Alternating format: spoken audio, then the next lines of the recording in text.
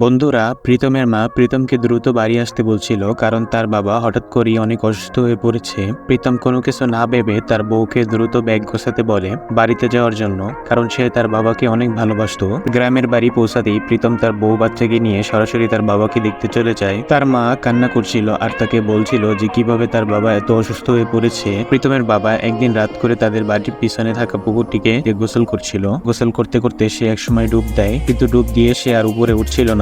এটা দেখে প্রীতমের মা রামু কাকাকে ডাক দেয় এবং প্রীতমের বাবাকে পানি থেকে উদ্ধার করে। সেই দিনের পর থেকে প্রীতমের বাবা অসুস্থ। প্রীতম পুকুর পাড়ে একটি গাছতলায় বসেছিল এবং রাবেয়ার কথা ভাবছিল। রাবেয়া ছিল প্রীতমের ভালোবাসার মানুষ। তারা প্রতি রাতে এই গাছতলায় বসতো এবং অনেকক্ষণ ধরে কথা বলতো। একদিন রাতে প্রীতম ও রাবেয়া কথা বলা শেষ করে বাসায় ফিরছিল। হঠাৎ করে রাবেয়ার বোন কোথা থেকে যেন চলে আসে, রাবেয়াকে চাকু দিয়ে আঘাত করে মেরে পানিতে ফেলে দেয়। রাবেয়ার বোন প্রীতমকে পছন্দ করত এবং তাকে বিয়ে করার জন্য তার আপন বোনকে মেরে ফেলে।